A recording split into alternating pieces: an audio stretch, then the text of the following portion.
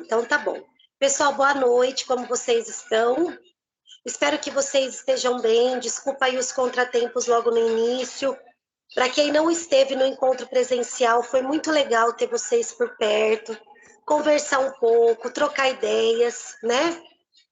Eu acho que se você tá pelo celular, às vezes é a própria configuração do celular, viu, amor? Bom, se você virar ou tocar na tela, você consegue, talvez, acho que me ver. Eu tô com a câmera aberta. Tem mais alguém que tá me vendo? Tem gente me vendo aí? Ó, vamos lá então. Ai, que bom. Então vamos lá. Para começar hoje a nossa aula, nós vamos fazer uma reflexão sobre uma palavra que nós dizemos muito, e ela é muito comum no nosso dia a dia, que é a palavra normal. Aí você vai falar assim, nossa, mas eu uso tanto a palavra normal, usa inclusive para definir pessoas. E quando a gente utiliza a palavra normal para definir pessoas, nós temos algo aí muito complicado, né? Porque nós colocamos numa caixa tudo aquilo que para nós parece ser normal. E numa outra caixa, coisas que parecem não ser normais. Então, sabe aquela pessoa que ela diz assim, olha, eu acho até que eu já falei isso no encontro presencial, mas eu vou falar aqui de novo.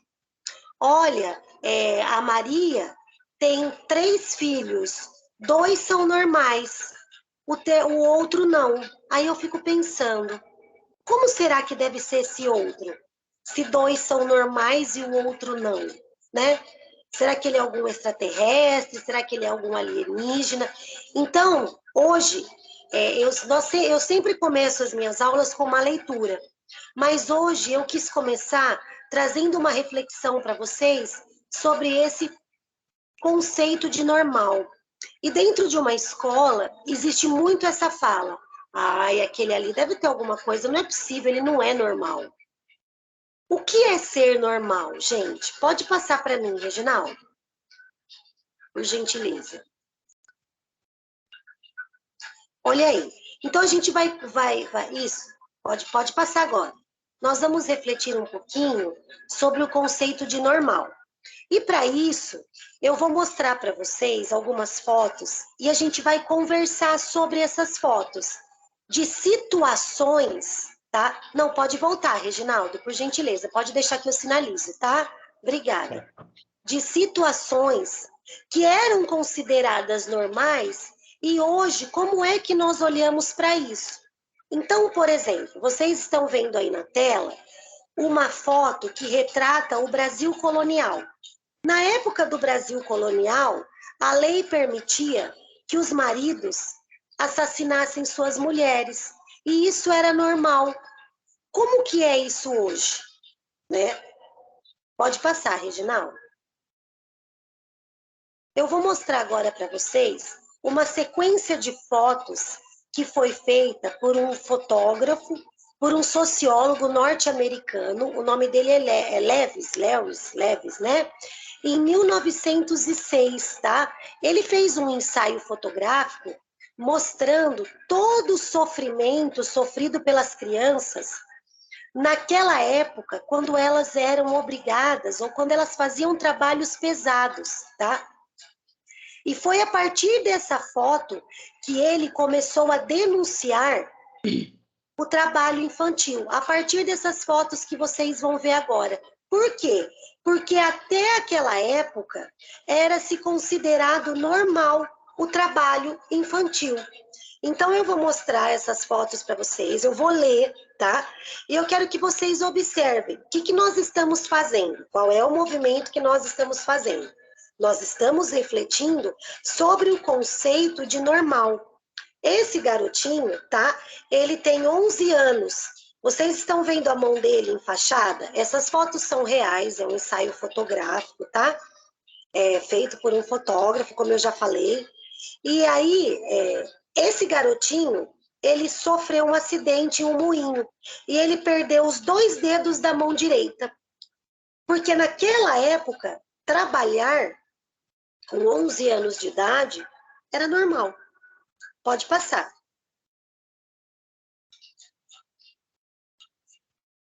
Outra foto é da Rose, tá? A Rose, ela tinha 7 anos e ela trabalhava em 1906 o dia inteirinho limpando ostras.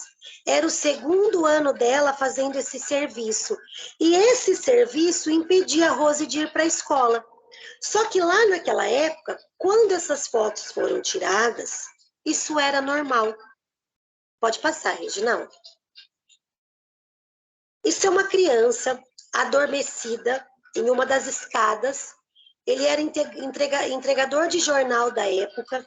E naquela época era comum, tá, as crianças adormecerem. Por quê? Porque elas acordavam muito cedo para entregar os jornais. E elas não aguentavam de sono. Então elas deitavam na rua, nas calçadas. E essa foto foi tirada dessa criança dormindo entre as escadas, aí no meio das escadas, que ela não resistiu ao sono, porque por ter que acordar muito cedo para entregar o jornal. E naquela época, esse tipo de cena era normal. Pode passar, Reginaldo. Outra foto, né? Esse menininho, o nome dele, de acordo com a reportagem, é Ferris, tem 7 anos. Ele era um dos entregadores de jornal de Mobile, no Alabama, em meados da primeira década dos anos de 1900. Pode passar, Reginaldo. Essa é Kelly, de 11 anos. Ela colhia, né, ou aí catava até 50 quilos de algodão por dia. Pode passar, Reginaldo. A Mary, de 4 anos, como vocês estão vendo ali, virada aqui de frente para nós, tá? Não tem essa mulher em pé? Ao lado dessa mulher em pé, a gente tem a Mary, de 4 aninhos. Ela abria ostras quando ela não estava cuidando do irmão mais novo. Naquela época, isso era normal. Pode passar, Reginaldo. O que fica para nós nesse início de aula? Que nós temos que organizar algumas falas, tá? E repensar quando nós utilizamos para definir pessoas, aquilo que é, esse é normal, aquele não é. A gente vai enquadrando as pessoas, tá? E separando elas.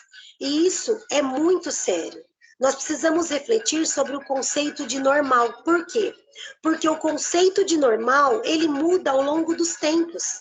O que hoje é normal para nós, no futuro pode não ser. E o que era normal no passado, hoje que é presente, não é. Então eu não posso utilizar o conceito de normal, pessoal, para definir as pessoas. Essa é a primeira aprendizagem da aula de hoje. Por quê? Porque quando eu separo e coloco o normal de um lado e aquilo que eu considero não normal do outro, eu estou classificando e eu estou dificultando o processo de inclusão das pessoas com deficiência. A gente não pode dizer, olha, aí não sei, né? O Gustavo não é normal. Existem algumas frases que nós escutamos que machuca muito. O Gustavo, ele é autista e ele é muito mais educado do que os adolescentes que são normais. Como assim? O Gustavo também é normal. O que tem que mudar é o conceito que nós temos de autismo, tá? De deficiência intelectual. O que tem que mudar é isso, é a nossa concepção, é como nós olhamos para as pessoas com deficiência. E isso precisa ser trabalhado dentro de nós. Se quando eu penso numa pessoa com deficiência, o que vem na minha mente é a palavrinha incapacidade, eu preciso reestruturar algumas coisas dentro de mim. Tá? Por quê? Porque deficiência, e eu já falei isso, não vou ficar voltando, é uma condição, é uma característica específica do ser humano, tá? Então, deixamos aí para vocês, nesse primeiro momento de aula, essa reflexão. O José não teve 3 filhos, 2 são normais e o terceiro não é.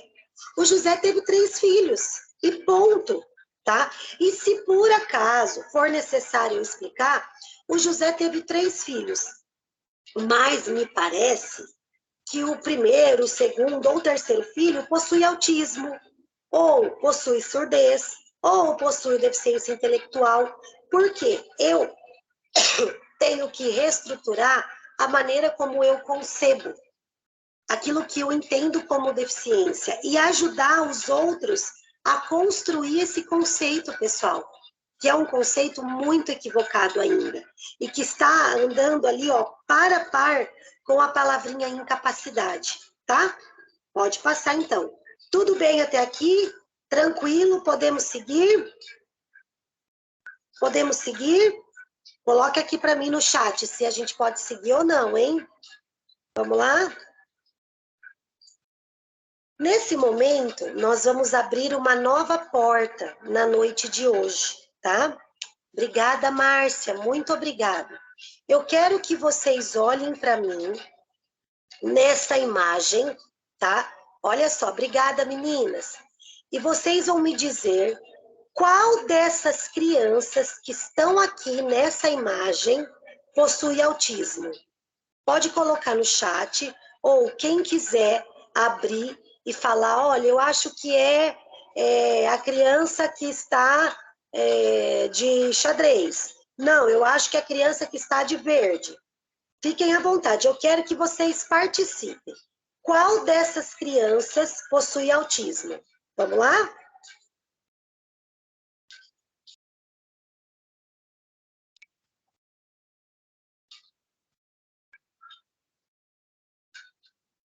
Não vejo nenhuma criança com autismo.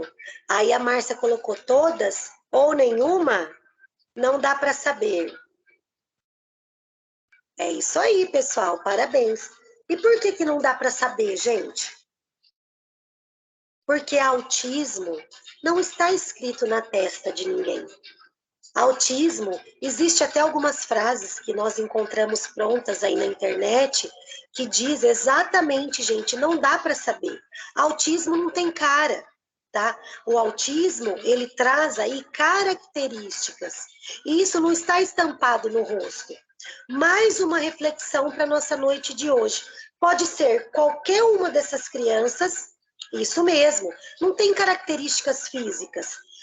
Tudo o que tem, existe, pessoal, uma diferença, tá? Entre síndrome e deficiência. Síndromes são características físicas, tá? Num determinado grupo de pessoas, características peculiares de um determinado grupo. Então, a gente pode imaginar, por exemplo, crianças com síndrome de Down. Quando eu olho para as crianças com síndrome de Down, elas parecem ter todas as mesmas características. Isso essas características, tá? O olhinho puxado, os dedos fininhos, um pouco mais gordinhos, as mãozinhas pequenas, a língua, né? Deixando a língua um pouco para fora. Isso são características físicas da síndrome de Down, que define um grupo de pessoas. Síndromes são quando características peculiares começam a aparecer semelhantes, iguais em um determinado grupo de sujeito, tá? No caso específico da síndrome de Down, a síndrome de Down vem acompanhada de uma deficiência intelectual, mas existem muitas síndromes que a pessoa não tem deficiência, ela apenas tem uma síndrome, mas ela não tem uma deficiência, tá?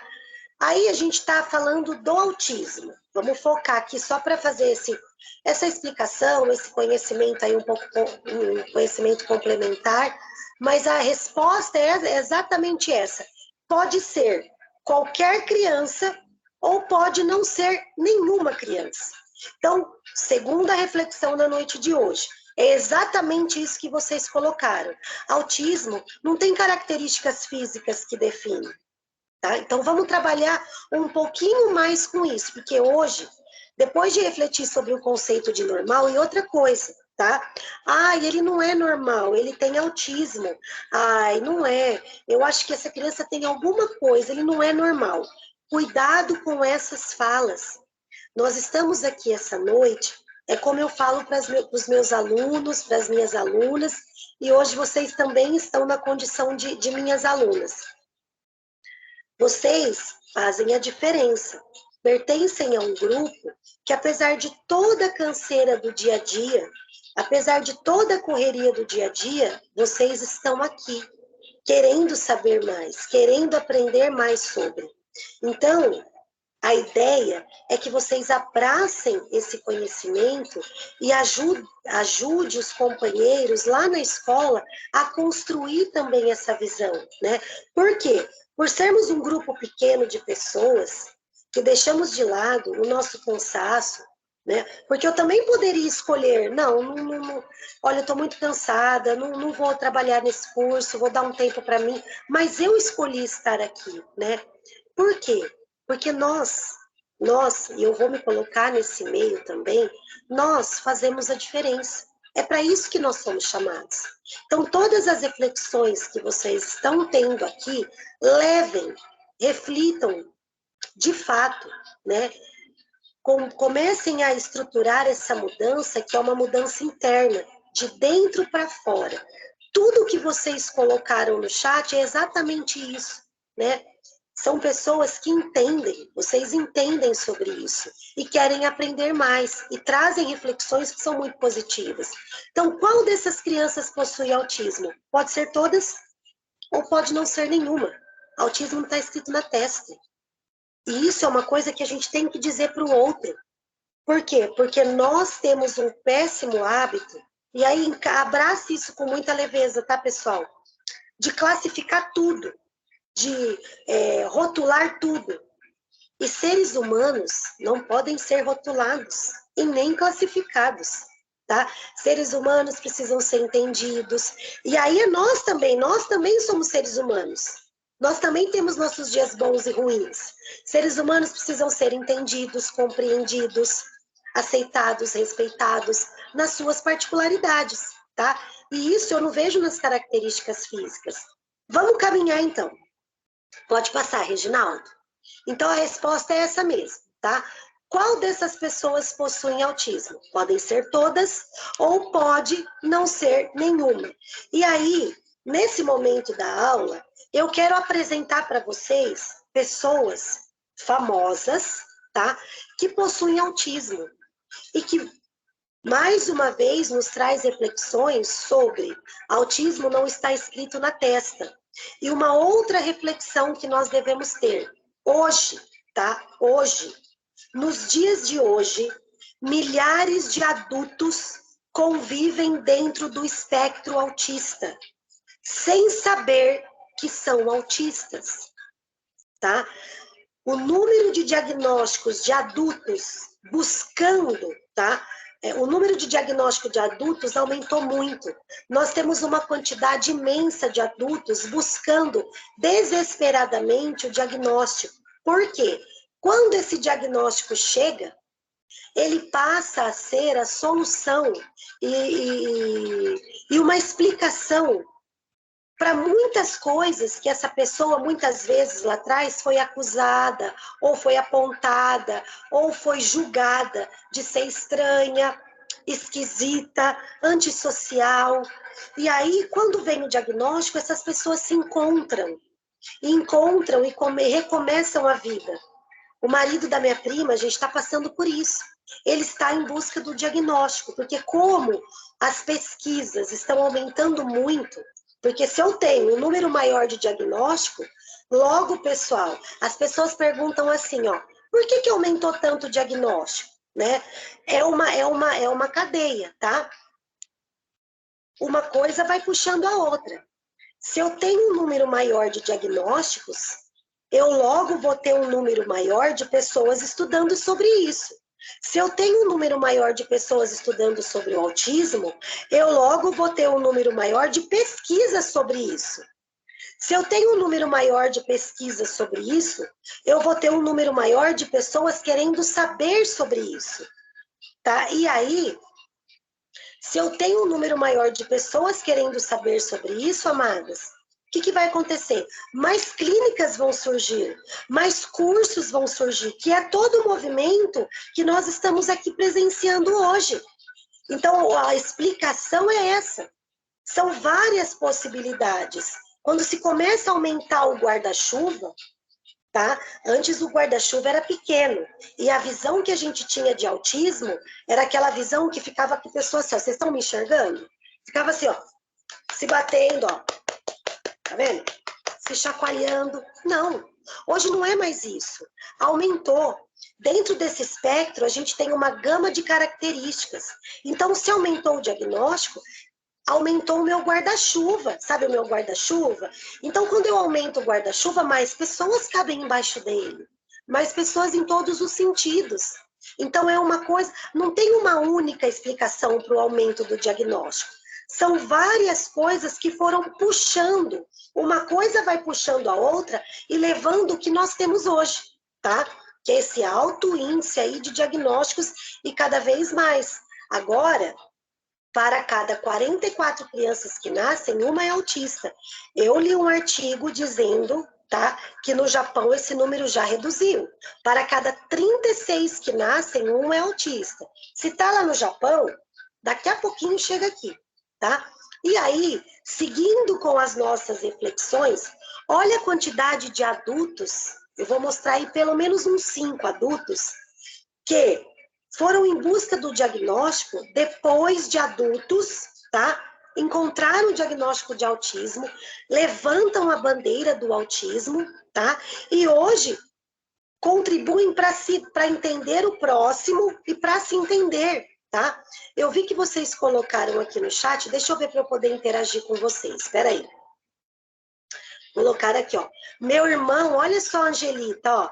Meu irmão está com 18 anos e também não se encaixa. Estamos há 1 ano tentando encaminhamento para avaliação e somente há 2 semanas conseguimos. Que bom, Angelita, que legal. Ó, Angelita, não sei se você conhece alguma médica, tá? Mas, por exemplo, existe... A Karina Maia vai falar melhor para vocês sobre isso. Mas a gente tem aqui em Araraquara, eu não estou fazendo propaganda, tá, pessoal? Que não cabe a gente aqui a fazer propaganda. Nós estamos trocando informações. Tem uma médica aqui em Araraquara, que ela atende em Araraquara e Campinas. Ela é psiquiatra e especialista no transtorno do espectro autista. Doutora Camila Bignotto. O único problema é que a consulta com ela é uma consulta particular, tá? Mas essa médica, ela tá alçando, assim, altos voos. Ela é brilhante, pessoal. E ela tem, além de contribuir para o diagnóstico de crianças, adolescentes, ela também começa agora a colocar a sua mão, né, no hemisfério aí dos adultos, tá?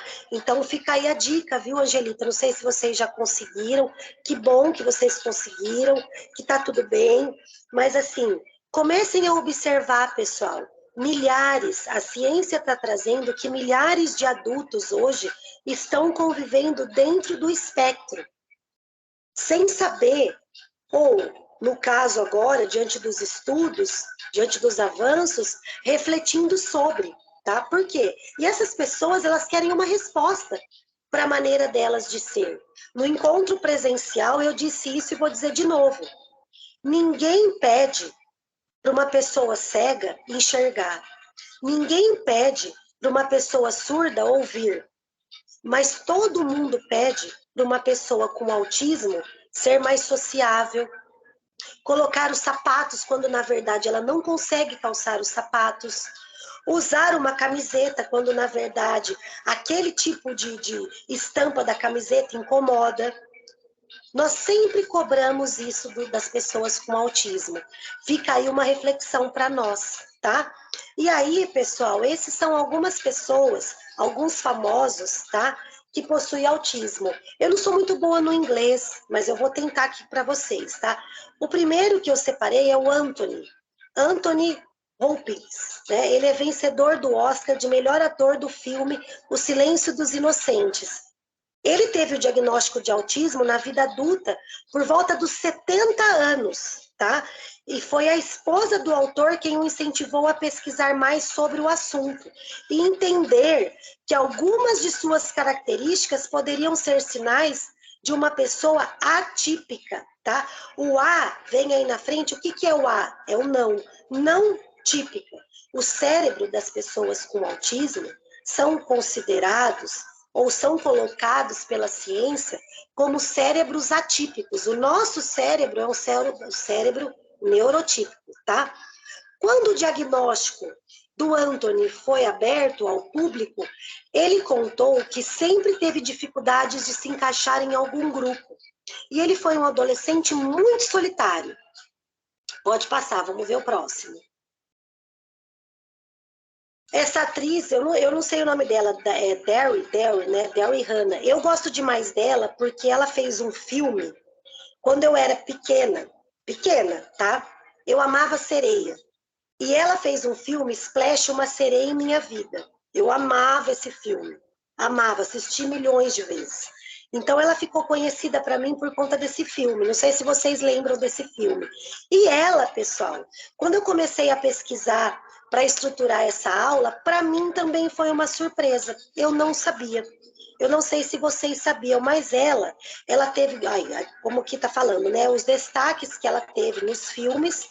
E ela já falou abertamente em muitas entrevistas sobre suas dificuldades na infância, após receber o diagnóstico de autismo. Ela revelou a condição apenas em 2013, depois de anos mantendo em segredo. E ela disse que os médicos queriam mandá-la para internação em uma instituição de cuidados especiais, mas foram impedidos por sua mãe. Olha só a história das pessoas que nós nem imaginamos. Pode passar, Reginaldo, por gentileza. Esse é Elon Musk, né? O presidente da Tesla, acho que é isso, né? Eu não sou muito boa nessas coisas, tá, gente? Revelou, durante sua participação no programa norte-americano Saturday Night, acho que é assim, né? Que tem autismo em um nível leve. E que ele mesmo chamou de síndrome de Asperger, tá? Muitas vezes, depois de eu dizer alguma coisa, eu tenho que dizer que eu estou falando sério, para que as pessoas realmente entendam que eu estou falando sério. Isso porque eu nem sempre tenho muita entonação ou variação na forma como eu falo.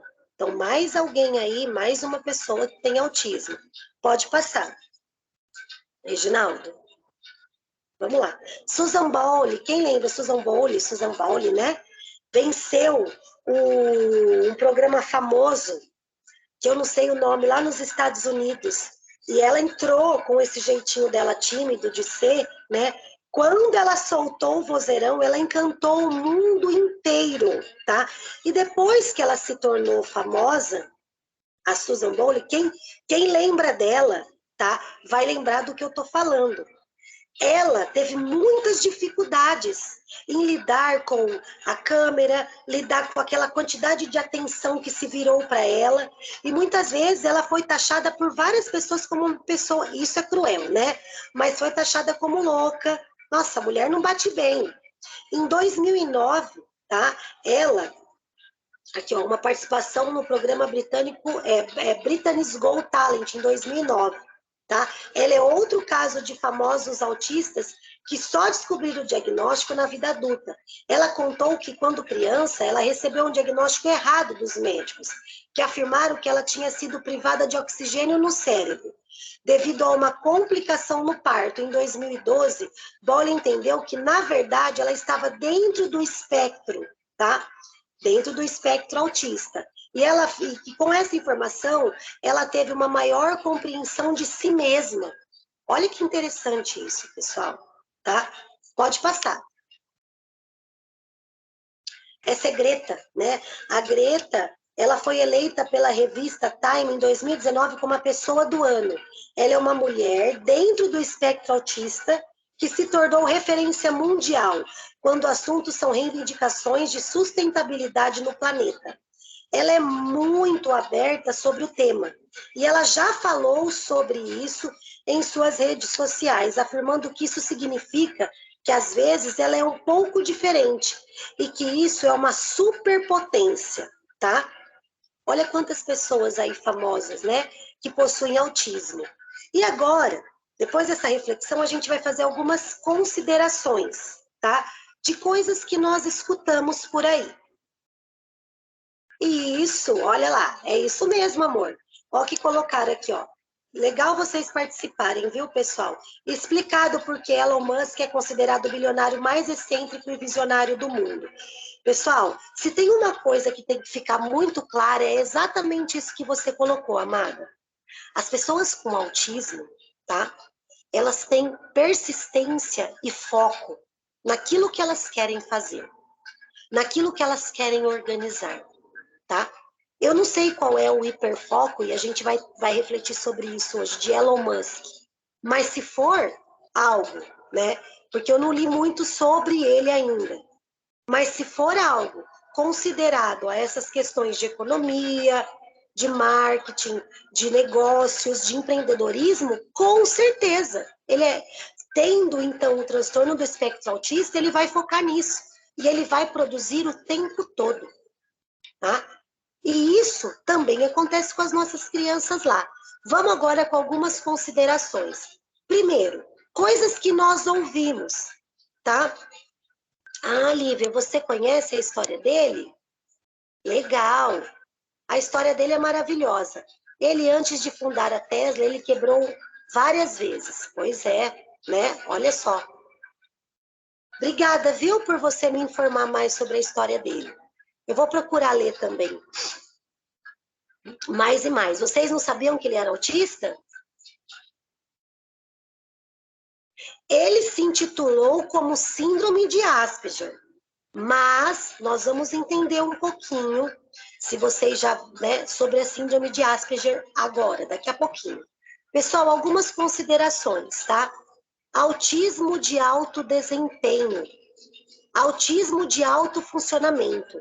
Nós ouvimos falar muito sobre isso. Ah, ele é um autista de alto desempenho. Ele é um autista de alto funcionamento. Esse termo, tá?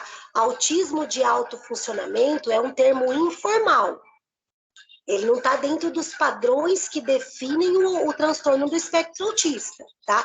Ele é um termo informal, utilizado para caracterizar pessoas com autismo que têm aí uma maior funcionalidade para realizar as atividades do dia a dia, para interagir com o outro, para ler, para escrever, para tomar decisões, para brincar, para falar, para cantar, tá? Então, a gente utiliza aí autismo de alto funcionamento, ou autismo de alto desempenho, mas isso não define, dentro dos padrões científicos, o autismo não é definido dessa maneira, tá? Outra coisa, as estereotipias.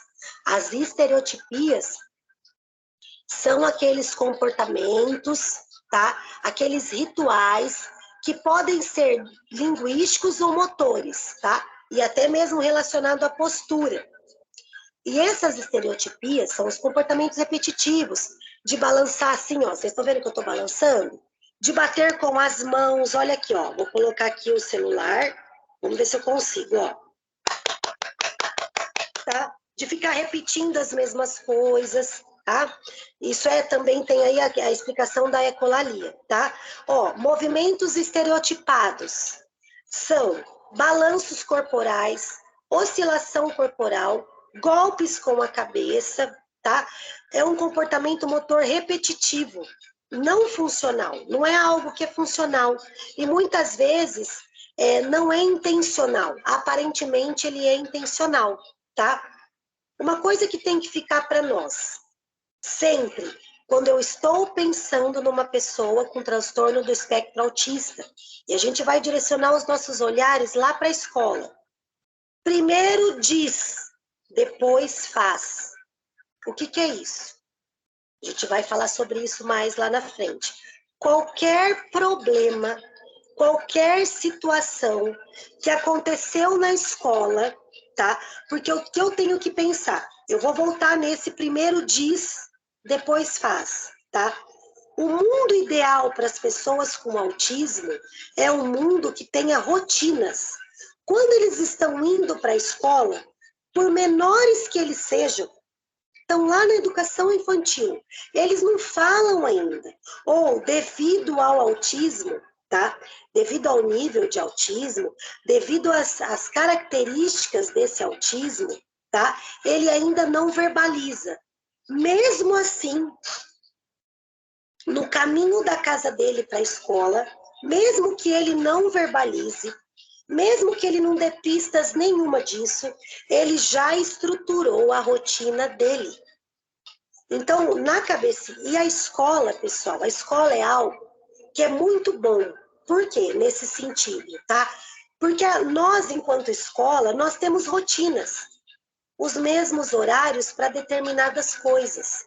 O mesmo horário para entrar, o mesmo horário para sair, o mesmo horário para lanchar, tá? E essa rotina, mesmo que sem querer, ela já ajuda na organização das crianças com autismo. Então, ele já vai para a escola acreditando que essa rotina ela vai ser mantida, mesmo ele não verbalizando isso. Só que chega lá, alguma coisa acontece, porque a escola tem vida. É várias pessoas ao mesmo tempo. O que é recomendável que eu faça com ele? Ai, mas ele finge que não me escuta. Ai, mas ele não fala. Pessoal, isso é um processo de construção, tá? Se ele chegou, faltou a professora, faltou uma agente educacional, tá? Chamo ele fora da sala, abaixo na altura dele e digo: olha, hoje a tia Jo não vem. Ela está cuidando do filho dela lá na casa dela, ou ela ligou avisando que não vem. Quem vai ficar no lugar da tia Jo é a tia Carla, que está aqui, ó, na minha frente. Ou sou eu, que estou aqui falando com você. Deu o recado? Retorna. Retorna para a sala, retorna para o espaço onde vocês estavam. Uma coisa que tem que ficar muito clara para vocês, quando a gente pensa no autismo. Primeiro diz, depois faz. Quando eu digo primeiro, eu ajudo ele, eu estou antecipando o que vai acontecer e eu ajudo ele a estruturar a rotina, tá? Pensando no diagnóstico, pessoal, como está aparecendo aí, o diagnóstico nada mais é do que uma observação do comportamento. Não existe exame que detecta o autismo, gente. Cuidado com isso. Nós já trabalhamos sobre isso no encontro presencial. Muitas vezes é comum nas escolas as pessoas falarem: precisa encaminhar para um neurologista. Gente, o neurologista, ele não faz milagre. Autismo não dá nenhuma alteração no cérebro. Cardiologista, muito menos. Autismo não dá nenhuma alteração no ecocardiograma. Clínico geral, muito menos. Autismo não dá nenhuma alteração no sangue ou na urina, quando ele faz o exame de sangue ou o exame de urina. Não. Eu continuo batendo na tecla da avaliação e da importância do diagnóstico por meio de uma avaliação multidisciplinar, onde vários profissionais irão olhar para aquela pessoa e tecer as suas impressões sobre ela, porque o autismo, tá, é uma análise do comportamento diagnóstico. É assim que funciona. E uma observação, sobretudo, do contexto familiar, para entender como é que se estrutura tudo isso, tá? Quando a criança com autismo é convidada, entre aspas, a fazer exames, por exemplo, o Gustavo, meu filho, fez um monte de exames, mas não é porque estavam tentando buscar o autismo, é porque estavam tentando observar se existia alguma doença, e aí é doença, que é aquilo que eu tomo um remédio tem cura, para ver se o Gustavo tinha alguma doença, tá? Para ser tratada, diferente do autismo, tá?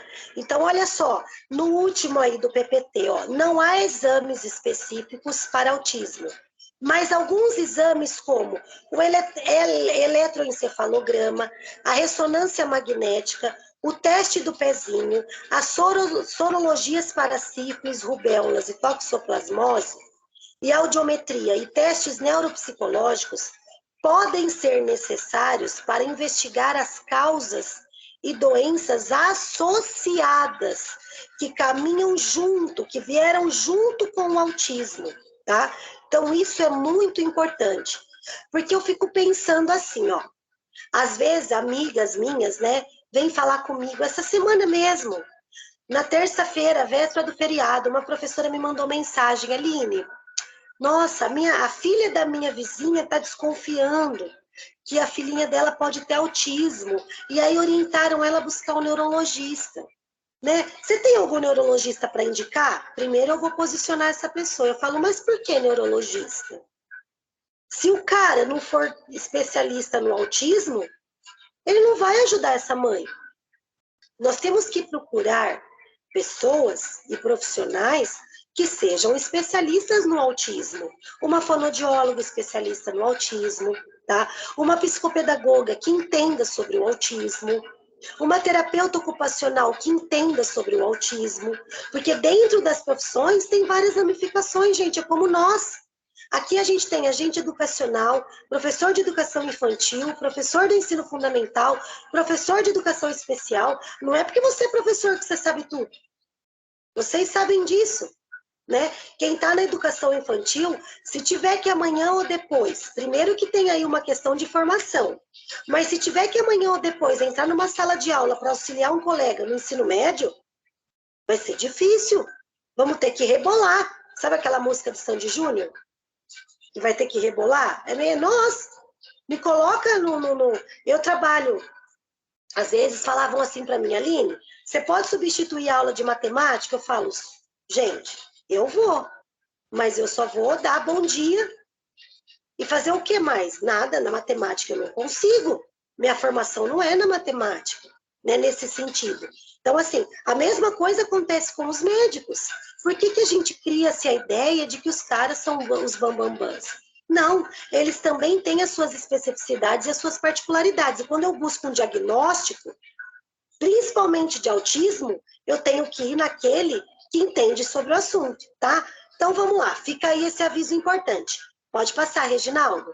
Agora, nós vamos fazer um exercício, tá? E aí vocês vão responder se sim ou se não, tá? Atualmente, é correto dizer síndrome de Asperger? O que vocês acham? Sim ou não? Coloca no chat. É correto dizer síndrome de Asperger? Sim ou não?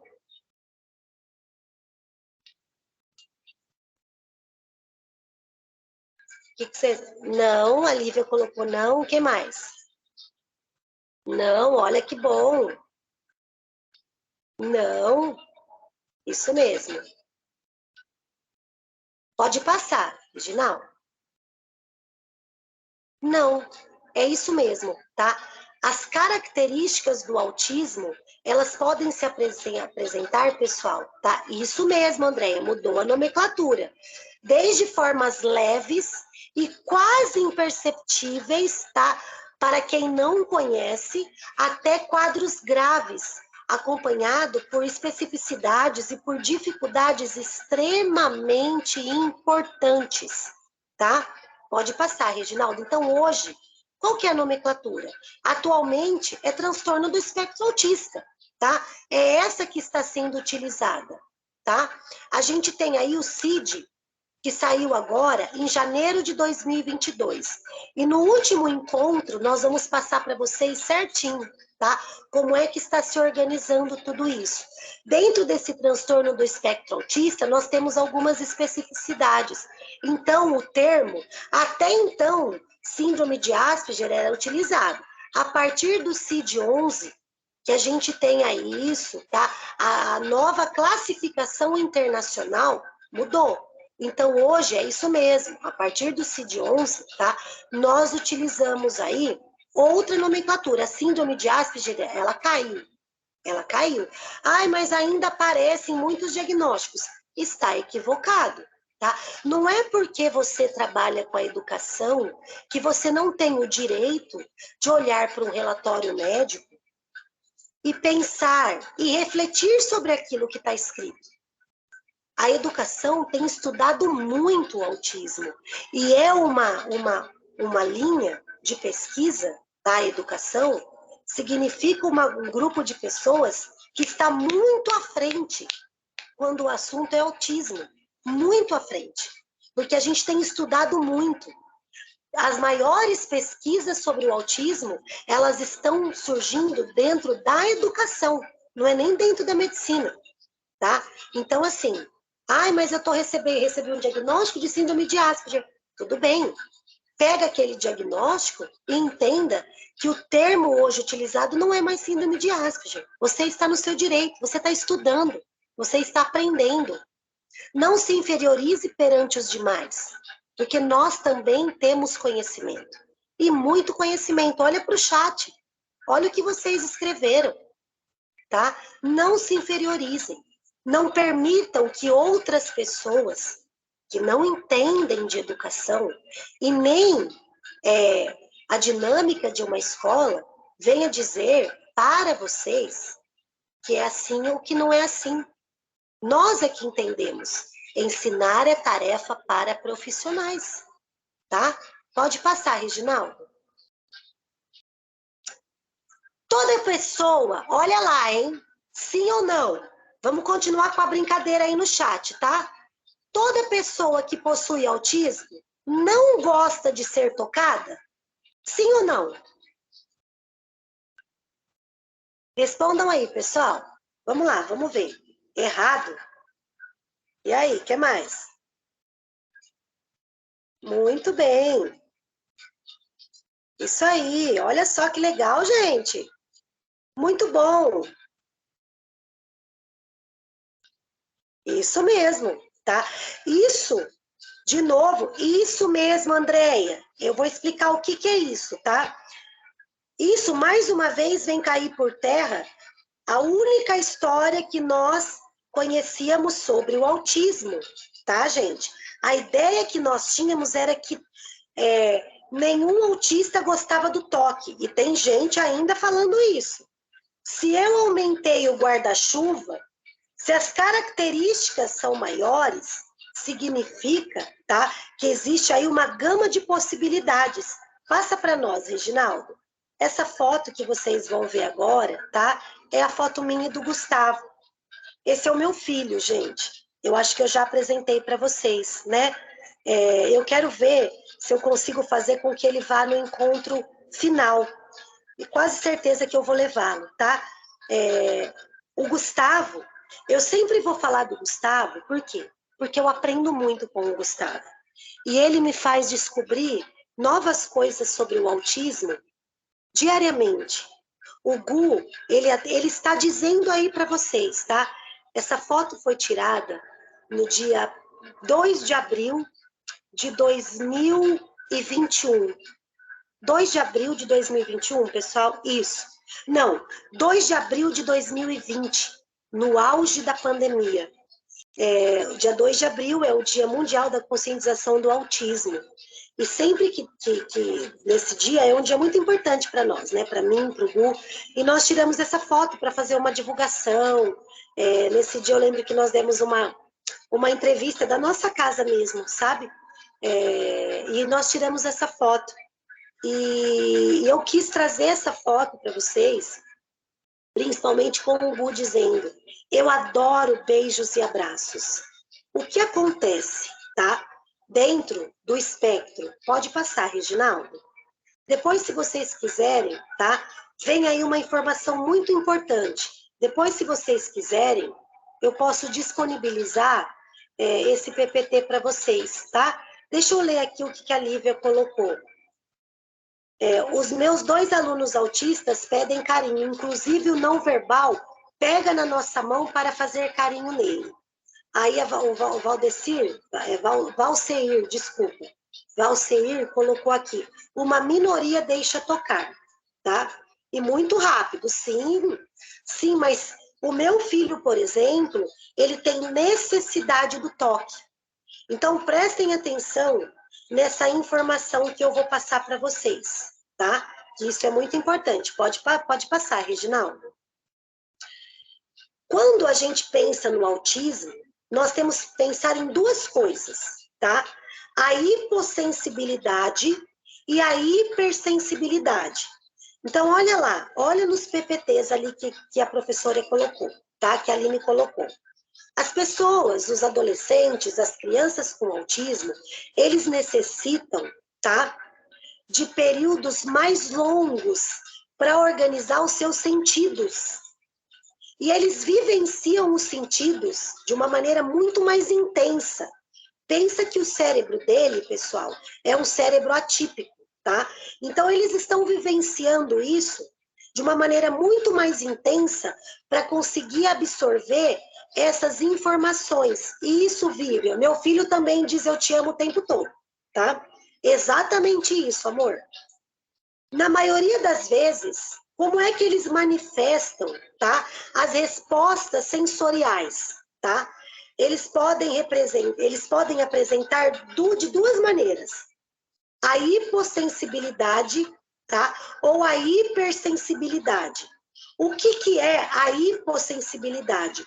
As crianças hipossensíveis, as crianças autistas hipossensíveis, elas necessitam do toque, elas necessitam olhar a água caindo, e elas podem ficar lá horas olhando a água caindo.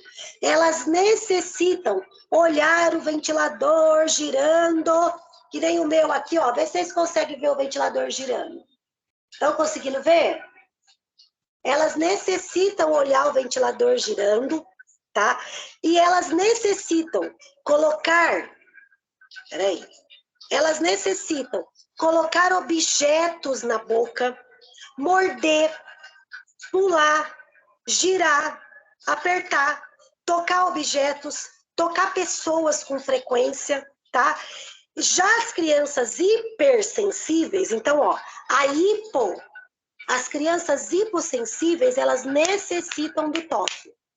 As hipersensíveis, elas evitam estímulos sensoriais, então são aquelas que têm dificuldades com som muito alto incomoda, tem dificuldades com determinadas texturas de roupas, sapatos, tá? E o toque também.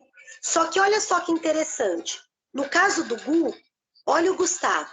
O Gustavo, gente, e aí eu vou falando, vocês podem ir pensando os alunos de vocês, tá? O Gustavo, ele é hipossensível para algumas coisas, ou seja, ele necessita do toque, ele precisa tocar nas pessoas, ele faz isso daqui, ó. Vocês vão ver quando ele for no encontro presencial. Ele chega nas pessoas, ele quer bater aqui, ó, na bochecha das pessoas. Eu falo, Gu, você precisa disso, cara? Aí ele diz assim, ó, mãe, eu preciso disso para me organizar. Aí eu já vou dizer para vocês como que eu resolvi isso, tá? Ó, quanto que as crianças hipersensíveis é aquelas que elas evitam o toque, né? O toque não é legal para elas, tá? O Gu, ele necessita tocar, ele diz eu te amo toda hora, ele quer toda hora, às vezes ele quer falar uma coisa abraçado comigo. E tem dias, pessoal, que eu tô virada no giraia, né? Eu tô cansada, tô cheia de coisa para fazer. Imagina, eu sou mãe, eu também tenho as minhas falhas. Claro, todos nós temos. Então, nem sempre eu respondo bem a isso. Eu tenho aprendido a trabalhar com isso. Fala, poxa, Aline, mas você é mãe, professora, mas sou ser humano. Eu sou um ser humano, né? E aí eu fui aprendendo melhor a lidar com tudo isso. Né? Porque às vezes está aquele calor, eu quero falar e ele quer ficar me abraçando. Então a gente foi organizando tudo isso. E o Gu, ele tem a necessidade de tocar, de falar abraçado, de beijar, beijar, beijar. Porém, ele tem a hipersensibilidade, ou seja, a texturas de roupas, tá? Ele não coloca, é muito difícil colocar blusa de frio. E assim, gente, sapatos. A minha irmã casou no dia 17 de setembro e o Gustavo foi pajem. Ele colocou uma gravata borboleta, uma camisa, uma calça e o sapato. A hora que acabou o casamento, a cerimônia, ele quis tirar imediatamente. E eu deixei ele tirar. Por quê? Porque eu entendo, e todas as pessoas precisam entender, que para ele é muito mais fácil para mim permitir que ele tire aquela roupa e coloque algo mais confortável para ele do que deixar com que ele fique com aquilo, porque o cérebro dele processa, tá, os sentidos de uma maneira diferente. Então aquela roupa incomoda. Incomoda muito mais do que incomodaria em nós. Porque o cérebro dele está lá a milhão para conseguir absorver tudo aquilo. Assim como fica o nosso também quando a gente coloca um sapato apertado, gente. Só que a gente segura a bronca, tá? O que fazer para resolver essa situação de crianças que mordem, que querem tocar o outro, tá? Que querem falar. Por quê? O que acontece? As crianças hipossensíveis que necessitam do toque, muitas vezes, hoje o Gustavo me dá esse retorno. Ele precisa disso para se organizar. Aí eu falo para ele, cara, mas você está tocando no outro. E muitas vezes tocar no outro incomoda. Porque é importante, né? A mamãe aqui, eu falo para ele, a mãe, porque ele já é pré-adolescente, né, gente? A mãe te ama. E a mãe segura tudo. Só que o mundo aí fora, muitas vezes, algumas pessoas vão se incomodar. Como que a gente pode substituir isso, Gu? Pessoal, isso principalmente na escola, na educação infantil, quando tem essa questão de pegar no outro, tá? De morder o outro. Ai, mas eu não tenho o que fazer. Tem. A gente precisa substituir o toque por algo que ele vai tocar, sem ser no outro, tá? Sem ser no outro. Então, bolinhas, tá? Sabe aqueles pop-it? Os pop-its foram utilizados para isso. Os pop-its, tá? Quando surgiu, foi para organizar os estímulos das pessoas com autismo. A gente tem que substituir. Ao invés de tocar no outro, ou de tocar em objetos que não pode, a gente tem que substituir, que ele toque em outra coisa. Porque ele necessita do toque para ele se organizar. Entendeu? Então, a gente vai substituindo isso. Algumas características. Vamos lá, pode passar, Reginaldo. Que eu vou ler aqui para vocês. Isso a gente já viu, né? Vou falar um pouquinho mais rápido. Eu tô sem relógio aqui. Reginaldo, você tem como passar para mim que horas são agora? Porque eu tô um pouco perdida aqui, eu tô sem relógio. 8h15. Ah, tá. Então vamos lá. Tá bom. Tá certo. Opa, então vamos lá. Algumas características, tá? Presença de habilidades incomuns, como cálculos matemáticos, memorização de grandes sequências. Eles costumam repetir cenas de filmes, tá? Eles têm dificuldades para interpretar metáforas, ironias, frases com duplos sentidos. Então, pessoal, é assim, ó. Se essa criança, deixa eu desligar aqui um pouco. Se essa criança, ela tá, por exemplo, fazendo barulho, tá? Ela tá batendo na perna. Ela tá lá, você tá lá no parquinho, ou você tá dando aula, ou você tá trabalhando com ela. Ela tá batendo na perna. Ó, vocês estão me vendo aqui, ó. Batendo na perna. Bater na perna faz barulho, incomoda. Amadas, amados, claro e objetivo. Pare de bater na sua perna. Se eu usar da ironia, isso bate mesmo na sua perna. O que vai acontecer? Ele vai continuar batendo na perna. Por quê? A maneira como o cérebro dele se estrutura não faz com que ele compreenda as ironias e as metáforas, tá? Então, por exemplo, nós que temos um cérebro neurotípico, tá? E isso, amados, é independente do nível do autismo, tá? O Gustavo, meu filho, ele tem dificuldades para compreender a ironia, para olhar para o outro e saber se o outro está triste ou está feliz. Existem pessoas, e coloque aí no chat se você é uma delas, que às vezes o colega de trabalho aponta lá no portão, você olha para o outro e fala assim, vixe, olha lá a cara da Carla, não tá boa hoje. Não é assim, gente? Tem pessoas que têm uma sensibilidade tão grande que o outro não precisa dizer o que está acontecendo. Que ele sabe, pelo semblante, pelo jeito que o outro veio trabalhar na escola, que a coisa não tá legal. Não é assim? Porque nós captamos as respostas sociáveis do outro, as características sociáveis do outro, a interação social do outro. E a pessoa com autismo não. Tá? E isso não é algo que eu tenho que ver e criticar e colocar como algo que se fosse penoso. Eu tenho que compreender isso e sinalizar essas situações. Essa é uma das dificuldades para que eu possa intervir. Eu tenho que intervir de uma maneira que seja efetiva e objetiva.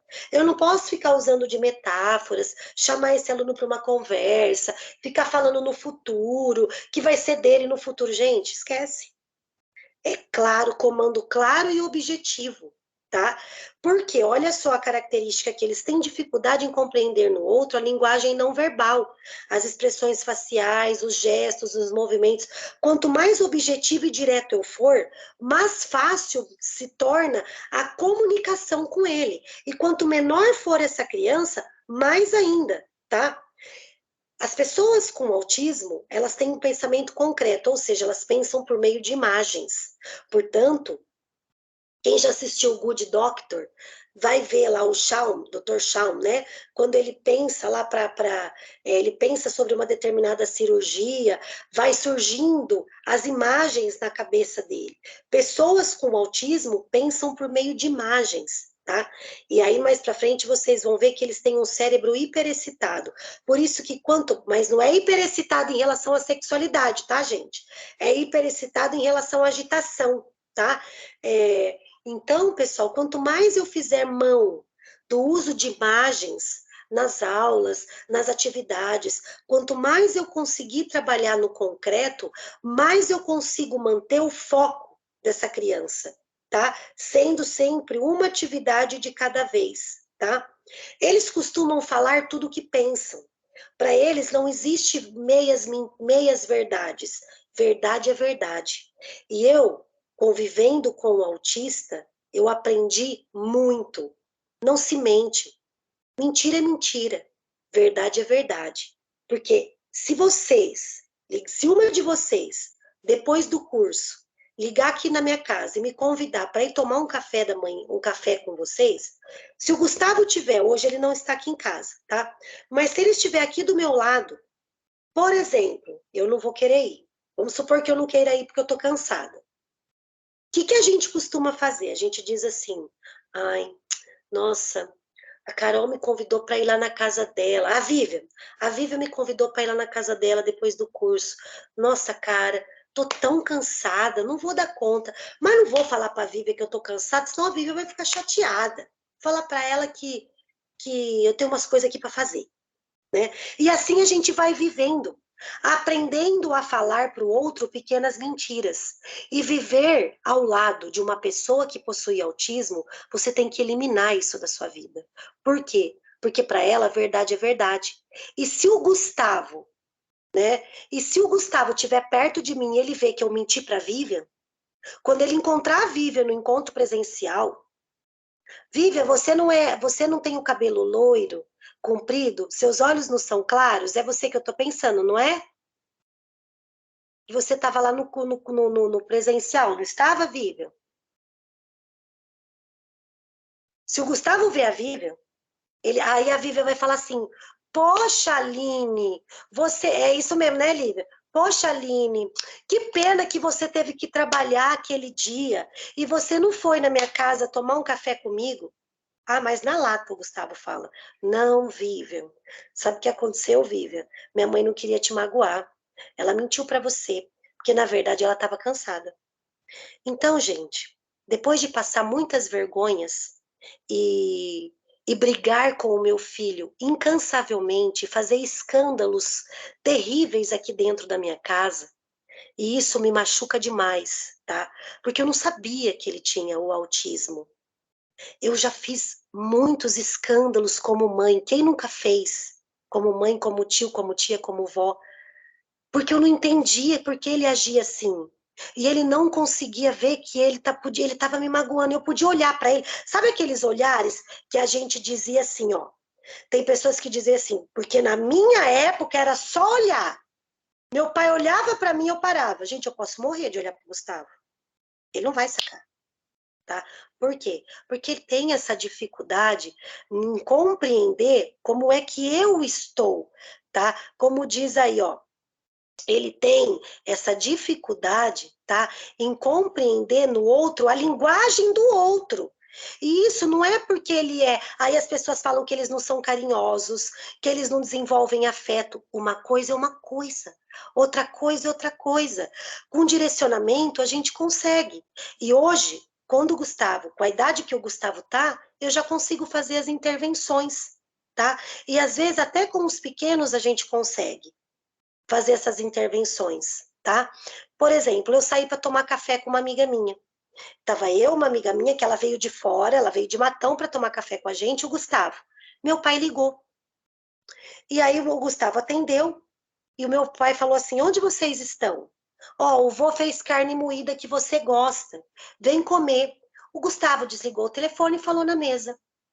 Quer dizer, o que nós faríamos, ou um adolescente da idade dele? Tá bom, vô. Ele não falaria porque entenderia que ia chatear, né, as pessoas ali. Ele desligou o telefone e falou: "Mãe, eu quero ir embora." Vamos embora, mãe? O vô tá esperando a gente em casa. Ele fez carne moída. Aí na hora minha amiga olhou para mim, eu falei: "Agora", eu falei para minha amiga: "Agora você espera que eu vou intervir. E você não vai dizer que eu não posso fazer isso." Porque ser mãe, né, gente, professor de autismo, mãe, professora de pessoa com autismo, de estudante, não vem com manual de instrução. Vem com pessoas que não desistem nunca. Né? Eu não desisto nunca, vocês não desistem nunca, por isso que nós estamos aqui. Eu, como mãe, como professora, autismo não vem com manual de instrução, vem com pais e com professores que não desistem nunca. Anotem isso, tá? E aí eu disse assim: você viu o que você. Não, minto, eu não falei você viu o que você fez, porque senão ele ia falar não.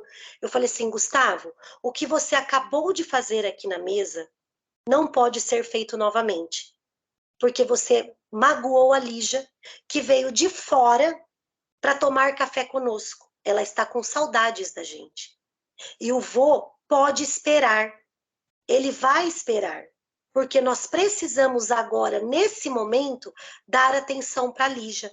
Você gostaria que, se você tivesse numa mesa, aí eu jogo o hiperfoco dele, tá? Falando do Sonic, que alguém cortasse a sua fala e dissesse que precisa ir embora e que, portanto, você vai ficar sozinho? Não, mãe. Falei, mas você acabou de fazer isso agora.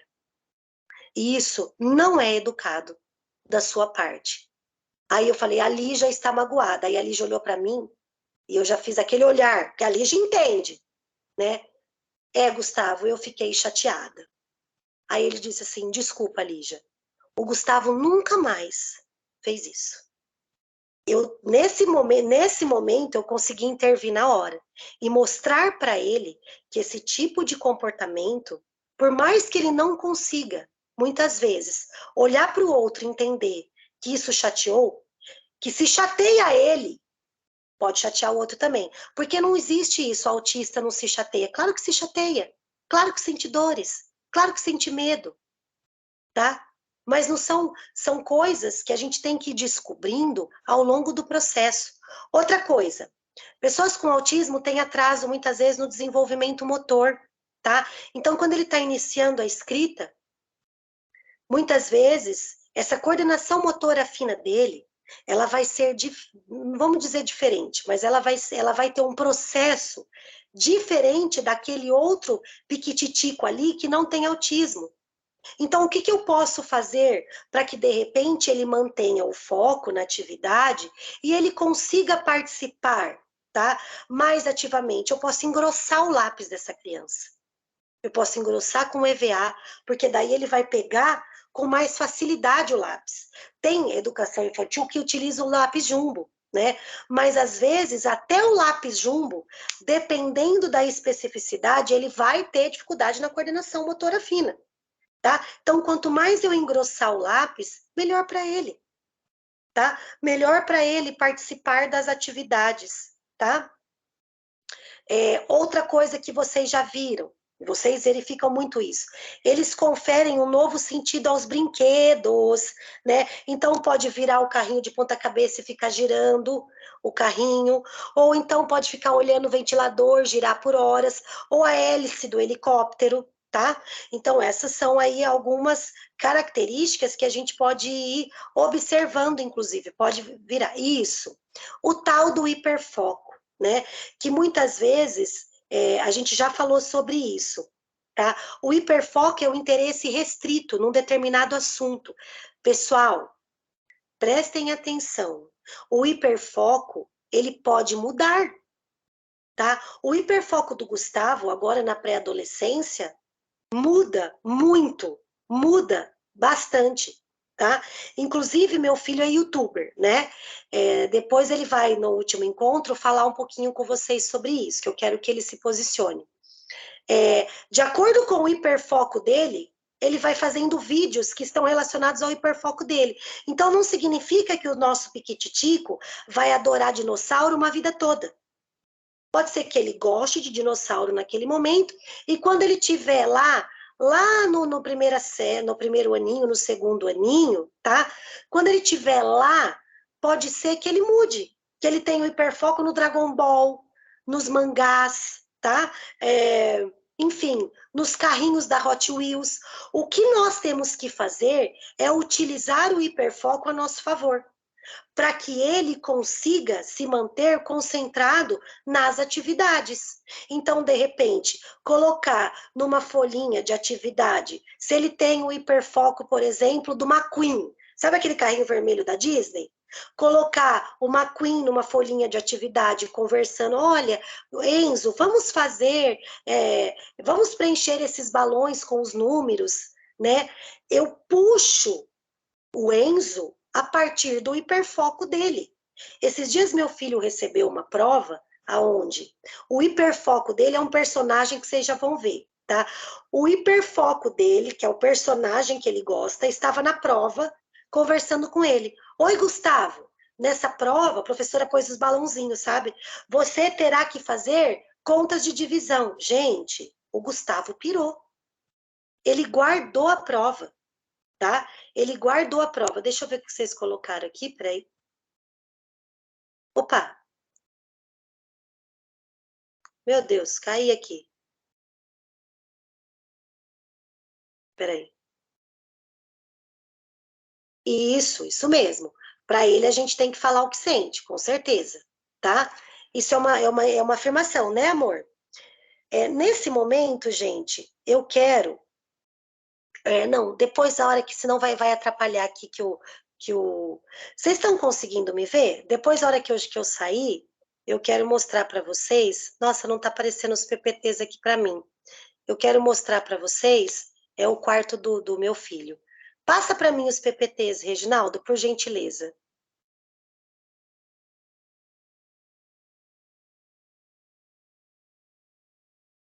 Vocês estão conseguindo ver o PPT ou sou só eu que não estou conseguindo ver?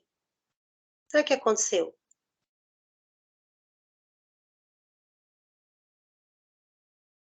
Vocês estão me ouvindo, pessoal? Tá conseguindo ver? Não. Peraí que eu vou entrar e sair de novo rapidinho, tá? Tá. Peraí.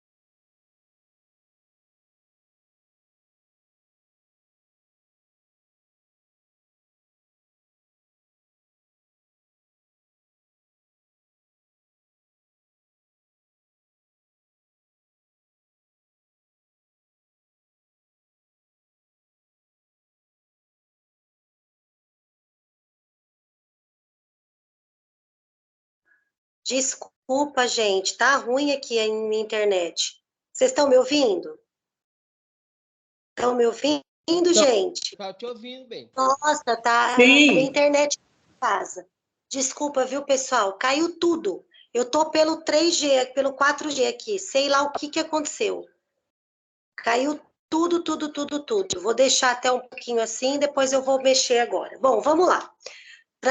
Nós já estamos finalizando a aula, vocês me desculpem, viu? Estão conseguindo ver aí o som?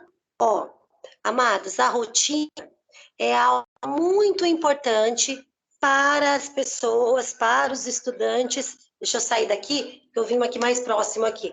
Para os estudantes que possuem autismo, tá bom? Pode passar, Reginaldo, vamos lá. Deixa eu colocar aqui.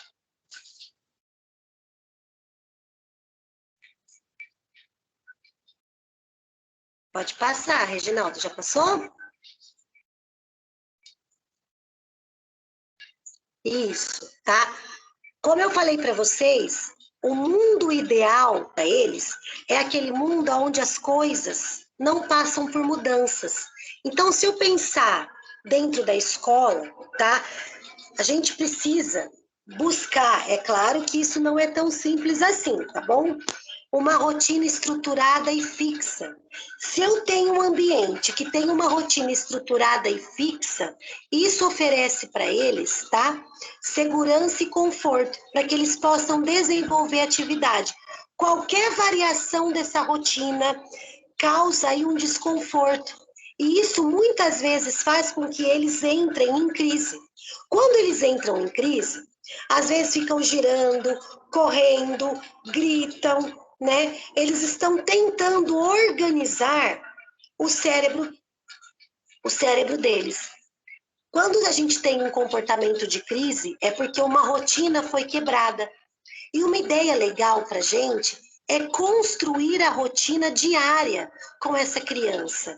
Todas as vezes que ele chegar na escola, você vai construir a rotina diária com ele, de coisas, tá? Pelas quais ele vai fazer ao longo daquele dia.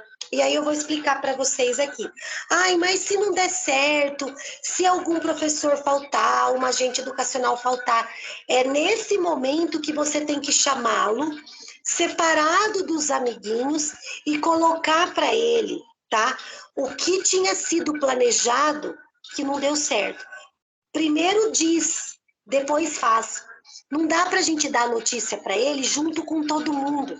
Por quê? Porque ele possui, a pessoa, o estudante com autismo, ele possui um cérebro atípico. Não é como o nosso cérebro, que é um cérebro neurotípico. Nós, apesar de muitas vezes a gente ficar chateada, ficar brava, que tinha um planejamento e deu errado, nós respondemos muito bem a essas quebras, tá? Algumas pessoas têm um pouco mais de dificuldade para responder a isso, mas na sua maioria, o nosso cérebro se irrita no começo, mas depois a gente se organiza.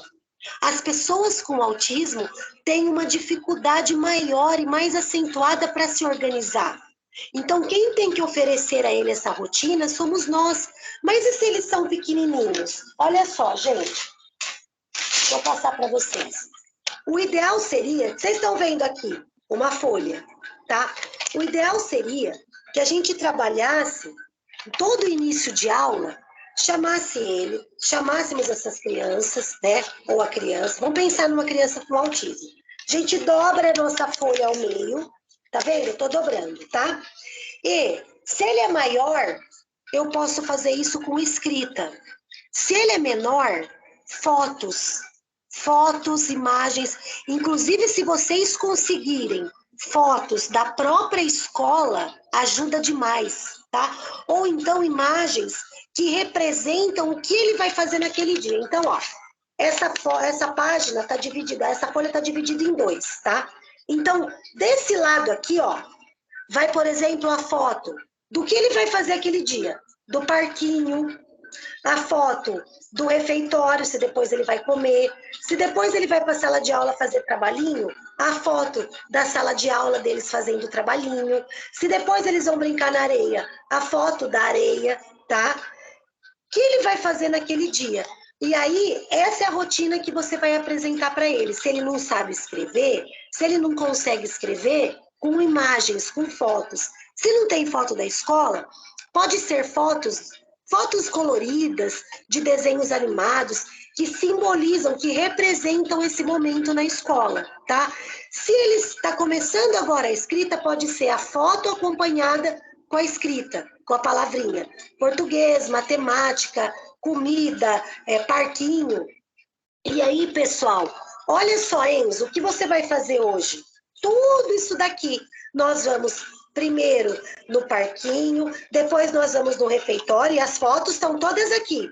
Depois nós vamos na salinha de leitura, enfim, vocês vão imaginando aí os espaços, tá? E por último, Enzo, a gente vai no cineminha. Por exemplo, estou dando um exemplo, tá? Porque eu não conheço a dinâmica. E aí, então o Enzo foi para o parquinho, vocês foram no parquinho. Passou o parquinho, o Enzo pega a foto do parquinho daqui e coloca desse lado, tá? Aí, ele vai para onde? Agora nós vamos para o refeitório, Enzo. Já foi para o refeitório, já comeu? O Enzo pega a foto do refeitório desse lado e coloca desse. O que isso pode ajudar? Primeiro, ajuda ele a se organizar melhor na escola. Faz com que ele fique mais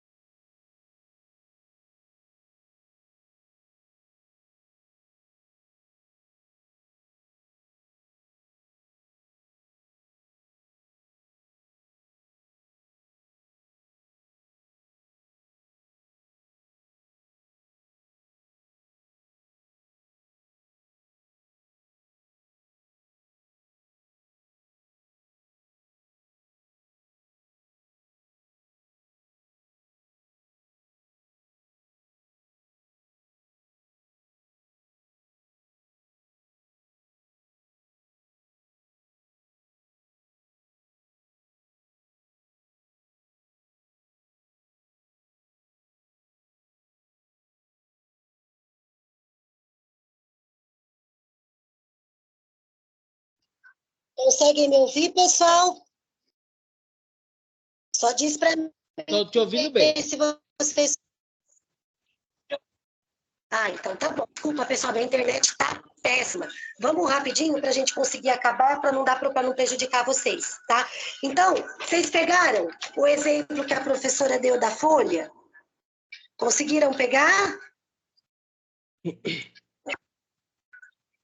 Tá dando para... Conseguiram pegar o exemplo da professora da folha, gente? Por quê? Quando eu permito que ele mesmo manipule a rotina dele, tá? A hora que ele olhar aqui, ó, desse lado, ele vai ver coisas que ele ainda precisa fazer, tá? E a hora que ele olhar aqui, ele vai ver coisas que ele já fez, tá? Então, quando ele olhar aqui e ver o que está faltando para ele fazer, ele vai conseguir se organizar melhor, tá? Primeiro, por quê? E agora, eu vou falando, pode passar, Reginaldo.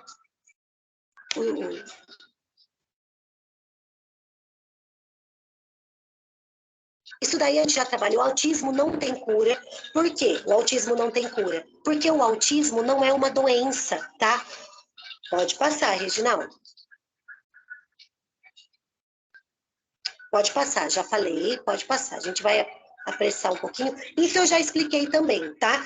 O cérebro de uma pessoa com transtorno do espectro autista é um cérebro hiperexcitado, ou seja, é um cérebro, tá, pessoal, que ele pensa por meio de imagens. E, por pensar por meio de imagens, as pessoas com autismo, elas têm que colocar em jogo todas as habilidades que elas possuem para entender os estímulos que elas recebem ao longo do dia. Portanto, vocês imaginem, gente, a saída de uma escola, a entrada de uma escola, crianças entrando, saindo, gritando, berrando. Por isso que a construção da rotina diária é importante, tá? E o que eu, professor, preciso fazer?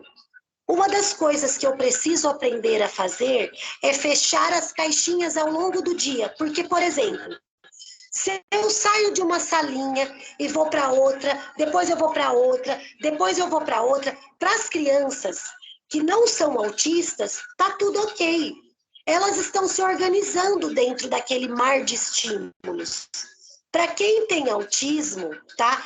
Todas as salas que vocês passaram ao longo do dia, fica tudo aqui, ó. É como se ele tivesse, ó, ao final do dia, com todas as salinhas que vocês passaram, funcionando. Ao longo do dia, esse cérebro, ele está processando milhares de informação. Por isso que muitas vezes eles correm muito, por isso que muitas vezes eles são inquietos, porque o cérebro está lá funcionando a milhão. Como é que a gente pode resolver isso? Primeiro, lembra da rotina? Quando eu faço que ele manipule a rotina, eu já estou dando conta de fechar as caixinhas dentro daquele cérebro que funciona no meio daquele mar de estímulos, tá? Eu já estou dando conta para que ele feche as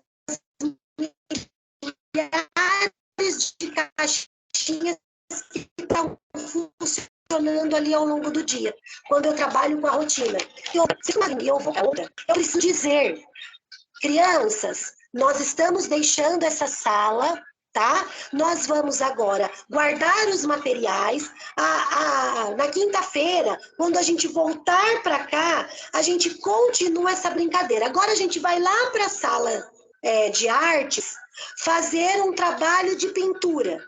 Eu tenho que ir fechando as caixinhas, e eu fecho falando mesmo, junto com a rotina. E falando, eu vou fechando as caixinhas e ajudando ele a se organizar, tá?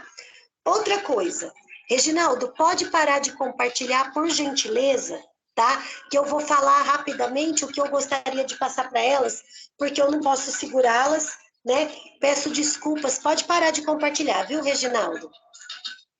Tá. Nunca diga, muito obrigada, tá? Nunca diga coisas que nós não sabemos, que nós não vamos cumprir. E nunca responda por ele, tá? Por exemplo, ai, que menino lindo, qual é o nome dele? O nome dele é Enzo. Deixa que ele diga. Mas e se ele não sabe dizer o nome? Faça um crachazinho pro Enzo com o nome dele, com a idade dele, tá? Com as coisas que ele gosta. Você pode pegar essa informação com a mãe. E se alguém perguntar, estimule o Enzo a mostrar o crachá, mas não diga para ele.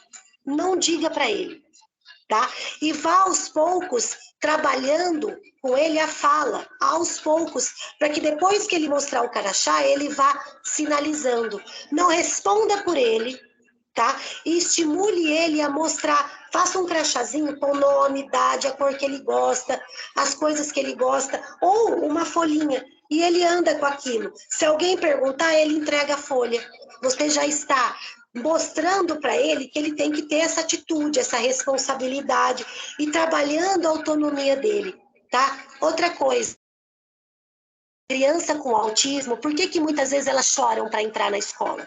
Primeiro porque quando a gente começar a construir essa rotina diária com ele, vai ajudar muito na organização de tudo isso, tá? O choro muitas vezes vem por eles não saber o que vai acontecer. E muitas vezes a gente querendo colocar para dentro, a gente diz algumas mentiras, como por exemplo, vem, vai ser legal a escola hoje. E aí, eu não sei se a escola vai ser legal para ele. Eu não sei o que vai acontecer lá dentro, se ele vai gostar ou não. E aí, acontece algumas coisas tá? Que não são legais, só que você disse que seria legal, para tentar fazer com que ele entre. A mãe também disse, para tentar fazer com que ele entre. Aí não é legal? No dia seguinte ele chora mais ainda. Ao invés, aí você fala, gente, eu não estou entendendo. A gente acolhe ele na entrada e ele só chora.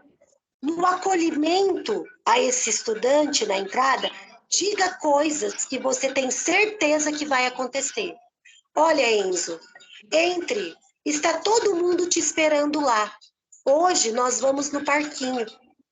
Olha, Enzo, entre, seus amigos estão te esperando. Hoje nós vamos na sala de artes.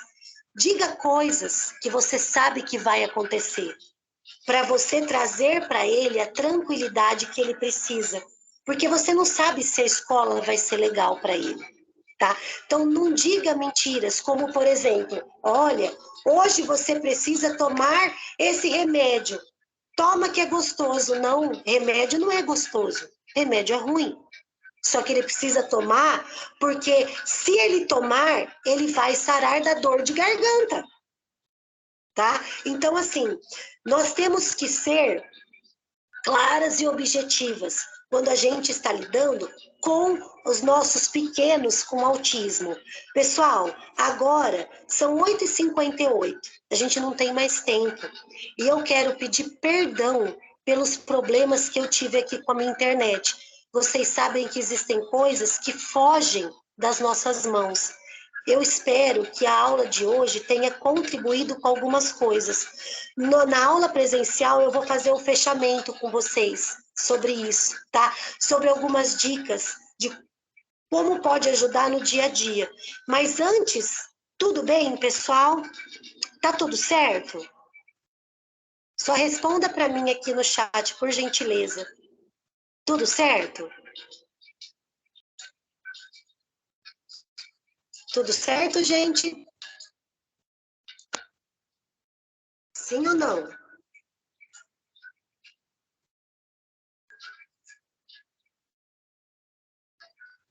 Antes de acabar, eu quero mostrar para vocês. Vocês estão me ouvindo? Tá me ouvindo, Reginaldo? Estou te ouvindo normalmente. Tá. É porque as meninas não me deram retorno aqui. Antes de acabar, eu quero mostrar para vocês um espaço aqui da minha casa, tá? Que eu gosto muito. E eu quero que vocês observem, para vocês conseguirem ver qual é. Vou mostrar para vocês o quarto do Gustavo. Vocês estão vendo, gente? O quarto do Gustavo? Estão conseguindo ver?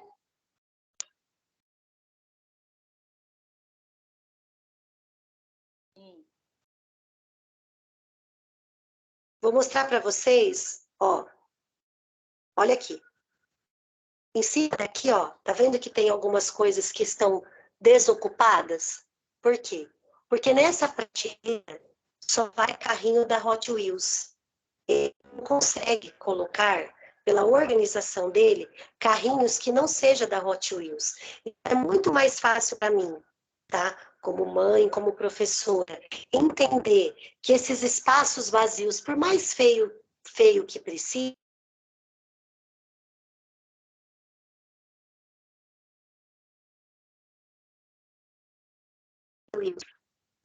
porque eu vou estar desestruturando todo o esquema dele. Ó, aqui só vão bonecos. Agora, vamos ver se você consegue. Está me ouvindo, Reginaldo? Estou te ouvindo bem. Tá bom. Vamos ver se vocês conseguem ver qual é o hiperfoco do Gu.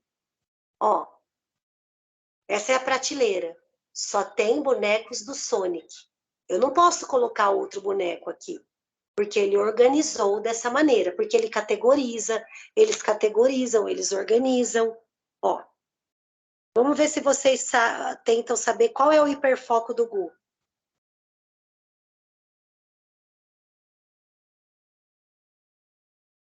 Tá vendo, pessoal? O hiperfoco do Gustavo... Pronto, vou voltar aqui para o meu quarto. O hiperfoco do Gustavo, gente... Deixa eu apagar aqui. Isso. O hiperfoco do meu filho é o Sonic. Por isso que o quarto dele é daquela maneira. Bom, pessoal, vou acabando por aqui a aula de hoje. Fiquem com Deus, tá? Desculpe aí os imprevistos, a internet falhando, isso acontece e vamos caminhando. Muito obrigada, viu, pessoal? Desculpa aí qualquer coisa. Boa noite, fiquem com Deus, viu? Boa noite, gente. Boa noite. Boa noite.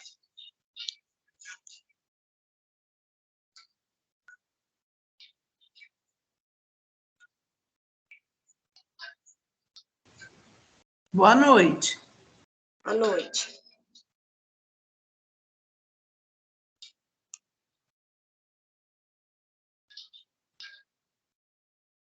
Eu já vou pedir licença para vocês, eu vou saindo, viu, Reginaldo? Porque eu tenho uma reunião agora às 9, tá bom? Tudo bem. Obrigada, Reginaldo. Boa noite. Obrigado você. Boa noite.